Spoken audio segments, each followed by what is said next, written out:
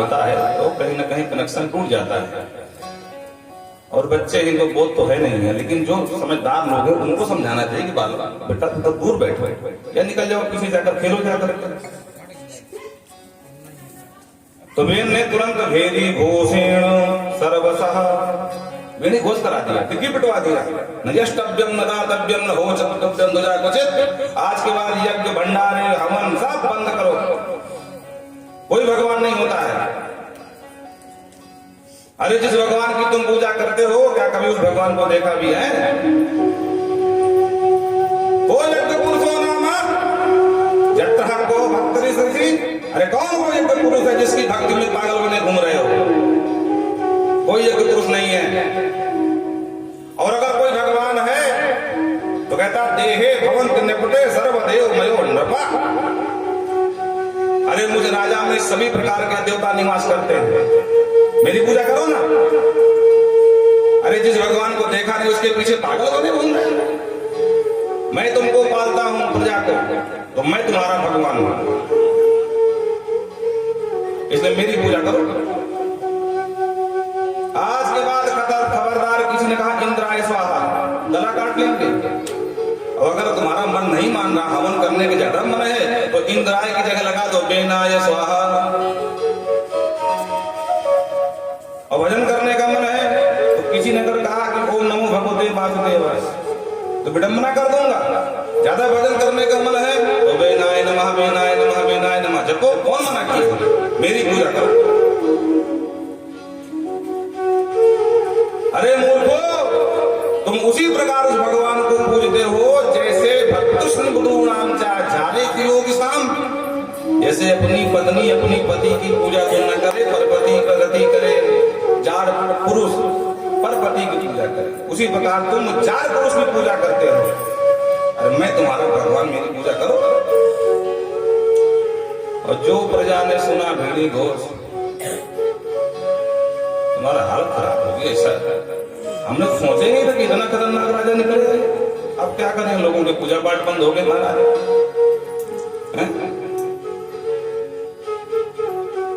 रावण ने भी ये किया था, बहुविध त्रासई देश निकासई जो कहा वेद पुराना। धर्म सुनाई नहीं कहना, जहां धर्म सुने रावण तुरंत महाराज अपनी सेना भेज दे, राक्षसों की जाओ बंदी बनाओ इस मूर्खों को। और ध्यान रखना, जब जब देवताओं का पराभव करना होता है तो राक्षस लोग सबसे पहले यही धर्म कर्म बंद करवाते हैं। क्यों? क्योंकि देवताओं का आहार क्या है? साकल्य। आप कथा मन लगाओ, इधर मन लगाओ। साकल्य, जैसे हम लोग रोटी तोड़ कर खाते हैं ना, उसी प्रकार जब हवन करते हैं ना देवताओं का भाग मिलता है, वही उनका आहार है। और जितना हवन होगा उतने देवता पुष्ट होते हैं। तो जो राक्षस हुआ तो सबसे पहले उसने धर्म कर्म ही बंद करा दिया ताकि देवता बलिष्ठ न होना हो, डेढ़ हड्डी के हो जाना। हाँ, तो प्रजा परेशान हुई। कुछ गणमान्य लोग थे, बड़े बड़े उपलब्ध ब्राह्मण समुदाय से बुजुर्ग संत लोग आपस में योजना बनाई कि चलो महाराज को समझाते हैं, नया नया राजा बना है, ज्यादा ज्ञान तो है नहीं, बालक ही है, चलो गलती से हो गई होगी, घोपड़ा करवा दिया होगा। तो ब्राह्मण पहुंच गए महाराज, अलग समझाने, अरे महाराज आप अपनी राजनीति करिए ना, कौन मना किए? ये हमारे धर्म पे कुठाराघात क्यों कर रहे हो भाई? आपसे पहले तो कभी ऐसी कोई व्यवस्था नहीं हुई। तो ब्राह्मणों को आंख दिखाने लगा। ब्राह्मणों से बोलता भाषण गौतम मति ही, अरे भले ही तुम्हारे दाढ़ी बाल पक गए हो और तुम्हारी जो मति है ना बुद्धि वो बच्चों जैसी है। अरे दोनों जवाब, कौन भगवान? कोई एक पुरुष हो ना, यहाँ कोई एक पुरुष नहीं है मेरे अलावा, मैं हूँ, मेरी पूजा करो। तो काफी देर तक समझाते रहे, पर जब समझ में नहीं आया तो ब्राह्मणों ने हुंकार ध्वनि ध्वनि अन्नदान अन्नदान अरे मारो इस पापी को, इसकी तो बड़ी प्रगट दारू है भाई। और जो हुंकार ध्वनि करी तो ब्राह्मणों के क्रोधाग्नि से धम्म दे सिंहासन से नीचे गिरा बेन और गोविंदाय नमो नमः, प्राण ही निकल गए महाराज, मर गए। अब संत ब्राह्मणों ने देखा, बोले वारे प्रभु क्या आपकी लीला है, हम तो राजा को सुधारने आए थे और सुधारते सुधारते राजा को ही सुधार दिया। अब राजा कौन बने, क्योंकि बेन का तो विवाह भी ना हुआ था, बेटा भी नहीं है, समस्या खड़ी हो गई। और बिना राजा के राज्य सुरक्षित रहता भी नहीं। जिस राज्य में राजा न हो तो उस राज्य में अराजकता फैल जाती है। चोर, लुटेरे, डकैत, पापाचार, दुराचार, अत्याचार बढ़ जाता है। इसीलिए जब कोई सरकार गिरती है तो तुरंत जो है क्या लगता है, राष्ट्रपति शासन। शासन की व्यवस्था है भाई, कोई भी राज शासन भी नहीं हो सकता, नहीं एक दूसरे को महाराज मार के खा जाए, जंगल राज हो जाए। जंगल में क्या होता है, और जिसकी लाठी उसी की भैंस, बोलो राधे राधे। इसीलिए जिस राज्य में अराजकता ज्यादा फैल जाती है उसको उपमा दी जाती है जंगल राज से, है ना। जैसे बिहार का कभी चुनाव आता है, आपने सुना होगा, जंगल राज की उपमा दी जाती है। बोलो राधे राधे। हम किसी की विरोध में नहीं बोल रहे हैं, क्योंकि हम राजनीति आदमी है नहीं, हम तो सबके लिए हैं, सबके हैं।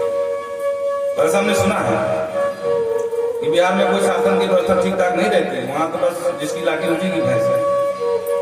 बोलो राधे राधे। वहां स्थिति ये बन जाती है कि मंत्री जी की भैंसें चोरी हो जाती है। बोलो राधे राधे। क्या ज्यादा प्रमाण दे सके, वहां मंत्री की भैंस तक सुरक्षित नहीं बचती है। अब वहां की छोड़ो, हमारे यहाँ की भैंसें चोरी हो जाती है, लेकिन अभी फिलहाल ठीक ठाक लग रहा है। बाबा जी की कृपा है। कौन थे बाबा जी? बोलो राधे राधे। ये बाबा जी की, आप मतलब बिना नाम लिए वहां पहुंच गए। बड़े होशियार लोग हैं आप लोग भाई। हाँ, कहने की हमको आवश्यकता नहीं पड़ती। बोल वृंदावन बिहारी लाल की। तो कहने का तात्पर्य यह है कि राजा के विहीन राज्य सुरक्षित नहीं रहता। तो ब्राह्मणों ने फिर बेन के शव को, मरे हुए शरीर का मंथन करना शुरू कर दिया। मंथन किया तो एक छोटा सा ठगना सा काला कंका पुरुष उत्पन्न हुआ। ब्राह्मणों का माथा खराब हो गया। इसके लिए हमने इतना परिश्रम किया। निषेध एक ब्रुवास्तत्व निषादस ततो भवत। और यही बेल के कलमस से ही निषाद राज की उत्पत्ति हुई। जो जंगलों में निवास करते थे, यहीं से निषादों का वंश चला। बेन के जांघों का मंथन किया तो जो कलमस था, जो पाप था, जो अंदर अहंकार क्रोध भरा था, वो सब उसी में निकल के बाहर हो गया। ब्राह्मणों ने कहा निषेध, चुपचाप बैठ जाओ, तो यहीं से निषाद बन गए। बोलो राधे राधे। पुनः मंथन किया, इस बार बाहुओं का मंथन किया।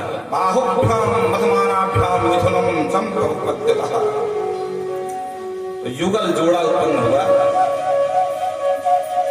और चिन्ह दे करके भगवान के सदस्य ब्राह्मण प्रसन्न हो गए। वाह। इस बार महाराज दो जोड़क साथ उत्पन्न हुए।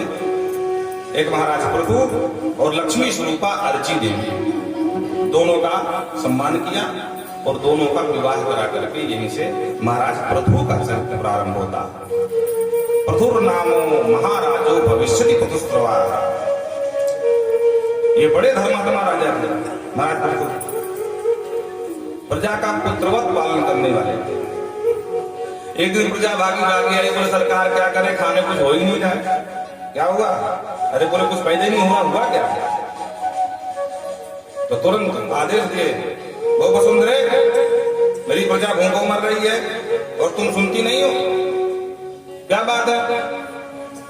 अपने अंदर के जो गर्भ है उसे रत्न बाहर करो। देखो पृथ्वी वसुंधरा है, रत्न गर्भा, सब कुछ इसी के गर्भ से है। चाहे वो सोना हो, चाहे वो चांदी हो, चाहे वो हीरे हो, चाहे वो जवाहरात हो, कोई रत्न हो या अन्न आदि हो, कोयला, सीमेंट, सरिया, लोहा, जो भी कुछ है, ये सब मां भूदेवी की कृपा से है। ये रत्न गर्भा है। आदेश दिया, पर पृथ्वी बोली वाह, हम क्या इतनी हल्की फुल्की है कि हम तुम्हारी आज्ञा मान करके हम अपना सब कुछ उड़ेल दें? ऐसा हो ही नहीं सकता। तो पृथ्वी ने अनसुना कर दिया और महाराज को क्रोध आ गया। तुरंत कृपाण लेकर के खड़ग महाराज, वदते ध्वाम वदिष्यामि मक्षासन पुरांगमीन। हे वसुंधरे, हम तुम्हारा वध कर देंगे। तुमने हमारी आज्ञा का उल्लंघन कर दिया, तेरी हिम्मत कैसे हुई? और जो तलवार लेकर में आगे बढ़े महाराज तो गौरूप धत्री कस्मात धारम गौरूपम धत्री बहुरूपणी, तुरंत गौ माता का रूप लेकर के सामने खड़ी हो गई और हाथ जोड़ करके विनय हुआ, मां पृथ्वी देने देवी ने याचना करें, हे प्रभु क्षमा करें, आपके वंश में एक से एक अच्छे पवित्र और धार्मिक राजा हुए। महाराज ध्रुव जी को देख लो, महाराज अंगद को देख लो, और महाराज बुरा मत मानना, मेरा स्वभाव है कि जब धर्मात्मा राजा मेरे ऊपर राज्य करता है तो मैं प्रसन्न हो जाती हूँ, हर्षाती हूँ, इठलाती हूँ और अपने सारे रत्नों को बाहर निकाल देती हूँ। लेकिन जब कोई महाघोर नास्तिक राजा राज्य गद्दी पर बैठता है तो मैं अपने सारे रत्नों को छुपा देता हूँ। तो आपसे पहले महाराज महानास्तिक बेन महाराज थे, इसलिए मैंने सारे अपने रत्नों को छुपा लिया। अब मैं गौ बनकर खड़ी हूँ, आप बछड़ा बनकर के जो भी दोहना चाहते हैं, सारे रत्न मेरे अंदर हैं, आप उनको दोहन कर लीजिए। और बीच का रास्ता निकाला गया और महाराज वत्स कृत्वा मनु बाणा वहात औषधि ही, मनु को बछड़ा बना करके औषधियों का दोहन किया। इस प्रकार से बृहस्पति को बछड़ा बना करके महाराज अमृत का दोहन किया, अलग अलग बछड़ा बना करके, और जितने गर्भ जितने रत्न लुप्त प्राय हो गए थे पृथ्वी से उन सबका दोहन करके, और जितने ऊंचे ऊंचे पहाड़ हैं सब उत्तराखंड में बंटवा दिया और समतल भूमि रायबरेली जी को दान कर दी। बोलो राधे राधे। हाँ, ये सब प्रभु जी महाराज की देन है। आज जो नगर ग्रामों की व्यवस्था देख रहे हो, समतल जमीन देख रहे हो, ये पूरे पैसवारा को प्रभु जी ने देख गए हैं। बोलो राधे राधे। हाँ, देखो जाओ उत्तराखंड में देख से लंबे चौड़े पहाड़ महाराज, वहां नहीं बंदर हो सकती, जाओ जमीन नहीं है, सब कंकड़ पत्थर है। तो बड़ी कृपा है हम सबके ऊपर प्रभु जी। अलग अलग नगर ग्रामों की व्यवस्था बनाई, बड़ी सुविधाजनक व्यवस्था बना करके बड़े धर्मात्मा राजा यज्ञ पे यज्ञ किए जा रहे हैं। और महाराज जब 99 यज्ञ हो गए तो इंद्र को जलन होने लगी कि लगता है अब जैसे ही 100 यज्ञ पूरे होंगे हमारा सिंहासन है। इंद्र वही बनता है जो 100 यज्ञ कर ले। तो इंद्र को इस प्रहा हो गई तो चुपचाप छद्म रूप लेकर के यज्ञ का घोड़ा चुरा के ले गया महाराज। और जब घोड़ा चुरा के ले गया तो इनका पुत्र इंद्र को पराजित कर दिया, घोड़ा वापस लेकर के आया और यहीं से बच्चे का नाम पड़ गया विजिताश। लेकिन इंद्र भी कहां मानने वाला, इस बार संत भेष में आ गया और पुनः घोड़ा चुरा ले गया। इस बार महाराज प्रभु क्रोधित हो गए। ब्राह्मणों ने कहा राजन तुम क्यों क्रोध करते हो, तुम कहो तो हम इंद्र कहीं भी होगा, घोड़े के साथ अभी बुला ले रहे। बोलो राधे राधे। हाँ, क्योंकि सारी शक्ति तो मंत्र में है और मंत्र ब्राह्मणों के अधीन है। मंत्राधीनम जगत सर्वम ते मंत्रा ब्राह्मणाधीनम तस्मात् ब्राह्मण गए। आप खाली एक बार इशारा करो, प्रभु जी ने कहा कुछ भी करो, हमको यज्ञ का घोड़ा चाहिए और इंद्र भी चाहिए। तो महाराज इंद्राय स्वाहा की जगह में ब्राह्मणों ने इंद्र को ही स्वाहा करने की योजना बनाई और जो मंत्र पढ़ना शुरू किया महाराज पूरे वेग से तो ब्रह्मा जी प्रकट हो गए। बोले वाह ब्राह्मण ने कहा गजब मत करो भाई, ये मेरी व्यवस्था है। इंद्राय स्वाहा की जगह इंद्र को ही स्वाहा करने को तैयार। ब्रह्मा जी ने जब मना किया तो प्रथम इंद्र आकर त्याग दिया, ब्राह्मण इशारा किया, बस बस पंडित जी बात बन गई, मंत्र को वापस अपने ही अंदर समेट लो, ज्यादा अब आए कुछ करने की आवश्यकता नहीं। इंद्र ने अपने भूल का पश्चाताप हुआ, क्षमा मांगी। महाराज पृथु ने कहा तुम परेशान हो, अरे हम तो धर्म कर रहे थे, हमको क्या सिंहासन की पड़ी है, हमको नहीं चाहिए तुम्हारा सिंहासन, तुम प्रेम से जाओ। अपनी प्रजा को बुलाते हैं, धर्म का उपदेश देते हैं। राजा वही है जो धर्म का उपदेश दे, और जो धर्म निरपेक्ष हो जाए वो राजा नहीं है। प्रजा को बुलाकर कहते हैं कि भैया राजा का काम है कि प्रजा से कर लेना और कर लेकर के प्रजा को सारी व्यवस्था उपलब्ध कराना, जिसमें इसकी धर्म की बिल्कुल छूट देना। और जो राजा कर तो लेता है पर प्रजा के धर्म की व्यवस्था नहीं करता है वो राजा प्रजा का कर के रूप में पाप रक्षण करता है। बोलो राधे राधे। अभी हम एक वीडियो देख रहे थे, छठ पूजा थी ना। हाँ, तो दिल्ली के बहुत सारे बेचारे जो धर्मार्थी थे, छठ पूजा करने वाले बिहार के भाई बहन, वो आकर के यूपी के घाटों में आकर के पूजा कर रहे थे, क्योंकि वहां व्यवस्था नहीं थी दिल्ली के घाट में। बोलो राधे राधे। तो कहने का मतलब, कहते हैं अहम दंडधरो राजा प्रजानां योजितः रक्षिता वृत्तितः स्वेषु सेतेषु स्थापिता पृथक् यौद्धरेत्करं राजा प्रजाधर्मो शिक्षयन् प्रजानां समलं भुक्ते भगं च स्वं जहासि। कहते हैं या उत्तरेत करम राजा, राजा कर तो ले, लेकिन प्रजा धर्म से शिक्षण है। राजा का काम है कर भी लेना और धर्म की शिक्षा करना। अगर राजा धर्म की शिक्षा नहीं दे रहा है या धर्म करने के लिए व्यवस्था नहीं दे रहा है, तो प्रजा भुगते मलम, मलम माने पाप, वो प्रजा का पाप भोग रहा है, पाप ले रहा कर के रूप में। अरे जासुराज निज प्रजा दुखारी, जासुराज निज प्रजा दुखारी, सोम पावन नरक अधिकारी, सोम पावन नरक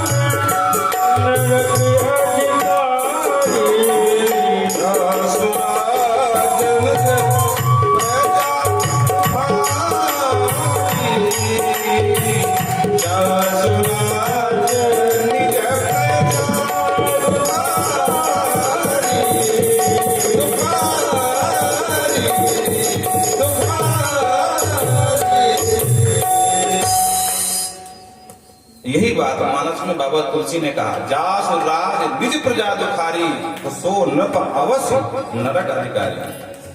बोलो राधे राधे।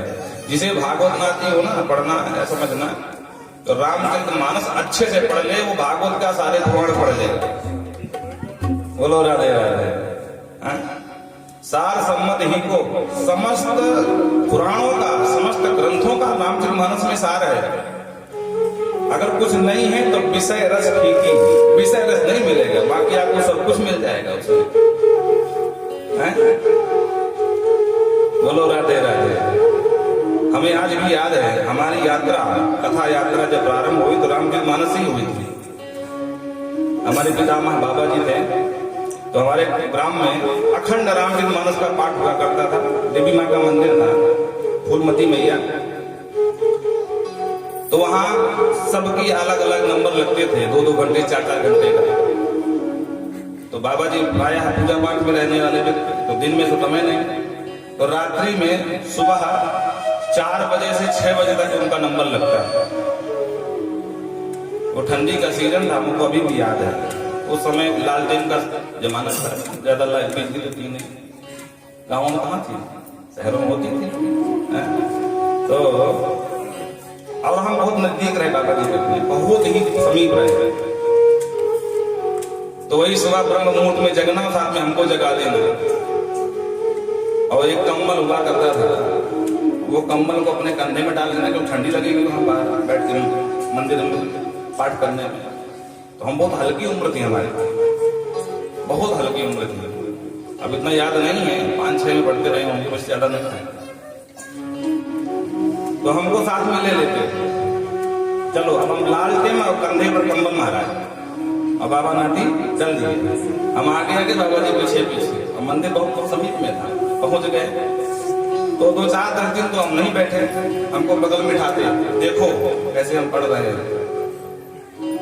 तो एक तरफ बाबा जी, एक तरफ एक पंडित जी और थे, वो दिवंगत हो गए, अब नहीं है दुनिया में, बाबा जी भी नहीं। बोलो राधे राधे। और कुछ दिन बाद उन्होंने एक तरफ हमको बिठाना शुरू किया, एक तरफ अपना खुद बैठते थे। और आज जो भी कृपा प्रसाद है वो बुजुर्गों का है, माता जी का है, देवी माँ का है। बोल देवी मैया